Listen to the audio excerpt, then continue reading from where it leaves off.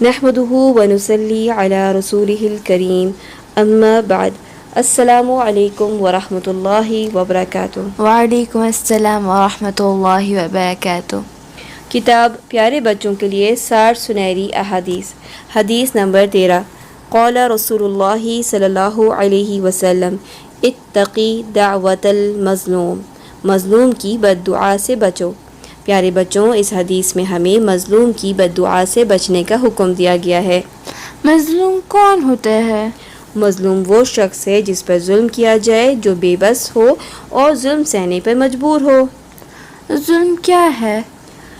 کسی کی حق تلفی کرنا، جھوٹا الزام لگانا، کسی کو اس کے پیسے واپس نہ کرنا، ناحق جھگڑا کرنا، گالی گلوچ کرنا، غصہ کر کے کسی کی عزت کم کرنے کی کوشش کرنا، طنز کرنا، کسی کے برے برے نام رکھنا، والدین یا استاذہ سے بدتمیزی سے بات کرنا، سب ظلم میں شامل ہے۔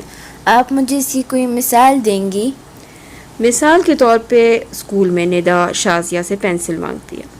شازیہ اس کو پینسل دے دیتی ہے اور واپس نہیں کرتی، بلکہ ٹیچر سے شکایت کرتی ہے کہ شازیہ مجھے تنگ کر رہی ہے اور میری پینسل لینا چاہتی ہے۔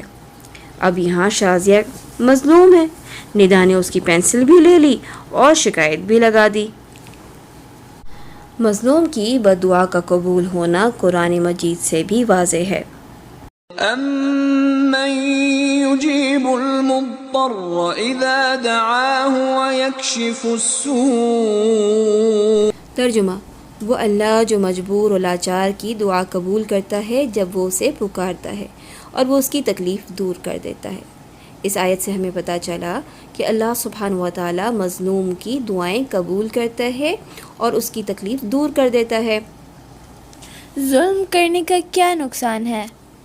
قرآن مجید میں ظلم کرنے کے بہت بڑے نقصانات بتائے گئے ہیں، جیسے کہ سورہ توبہ میں اللہ سبحانہ و تعالیٰ نے فرمایا اور اللہ ظالم لوگوں کو ہدایت نہیں دیا کرتا۔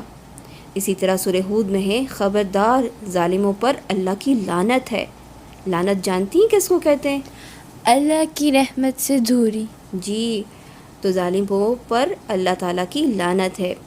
اور اسی طرح آل عمران میں آتا ہے کہ اور اللہ ظالموں سے محبت نہیں کرتا، اور سورہ شورى میں ہے خبردار بے شک ظالم ہمیشہ عذاب میں ہوں گے۔ آپ مجھے اس کے بارے میں کوئی قصہ سنا سکتی ہیں؟ جی ضرور۔ اللہ کے پیارے نبی موسیٰ علیہ السلام بنی اسرائیل قبیلے سے تعلق رکھتے تھے۔ اس وقت کے فرعون کو اس کے جادوگروں نے ایک خواب کی تعبیر یہ بتائی کہ بنی اسرائیل کا ایک لڑکا تمہاری یعنی فرعون کی بادشاہت کو ختم کر دے گا۔ فرعون بہت ڈر گیا، چنانچہ فرعون نے بنی اسرائیل کے سب لڑکوں کو قتل کرنے کا حکم دے دیا۔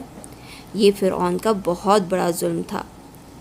بنی اسرائیل نے اللہ سے یوں دعا کی کہ اے ہمارے رب، تو ہمیں ان لوگوں کے لیے فتنہ نہ بنا جو ظالم ہیں، اور ہمیں اپنی رحمت کے ساتھ ان لوگوں سے نجات دے جو کافر ہیں۔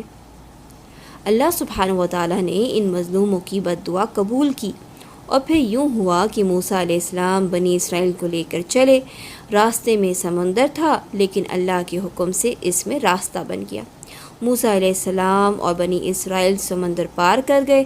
جبکہ فرعون اور اس کی فوج سمندر پار کرنے لگی تو اللہ کے حکم سے سب کے سب پانی میں غرق ہو گئے، یعنی ڈوب گئے، اور بنی اسرائیل کو اللہ سبحانہ و تعالیٰ نے نجات دے دی۔ جیسا کہ ہم نے پڑھا کہ اللہ تعالیٰ مظلوم کی بد دعا کبھی رد نہیں کرتا، اس لیے ہمیں ایسا کوئی کام نہیں کرنا چاہیے جس سے کسی کو تکلیف ہو اور وہ ہمیں کچھ کہہ دے، بد دعا دے دے۔ اس سے ہمیں بچنا ہے، اور یہ بھی یاد رکھنا ہے کہ اگر کوئی ہم پر ظلم کرے تو پریشان نہیں ہونا، کیونکہ اللہ سبحانہ و تعالیٰ تو دیکھ رہا ہے۔ ہم اللہ تعالیٰ سے دعا کریں گے تو اللہ تعالیٰ ہماری مشکل کو دور فرما دے گا۔ آج کے سبق میں ہم نے سیکھا کسی پر ظلم نہیں کرنا، مظلوم کی دعا قبول ہوتی ہے۔ اگر ہم پر کوئی ظلم کرے تو پریشان نہیں ہونا ہے، اللہ سے دعا کرنی ہے، اللہ ہماری مشکل دور کر دے گا۔ حدیث نمبر 30۔ قال رسول اللہ صلی اللہ علیہ وسلم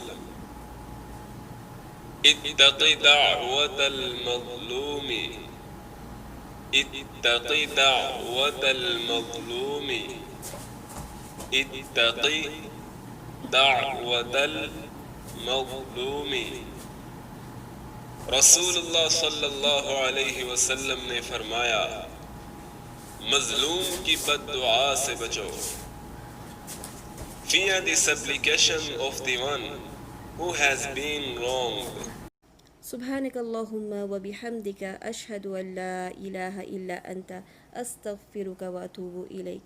السلام علیکم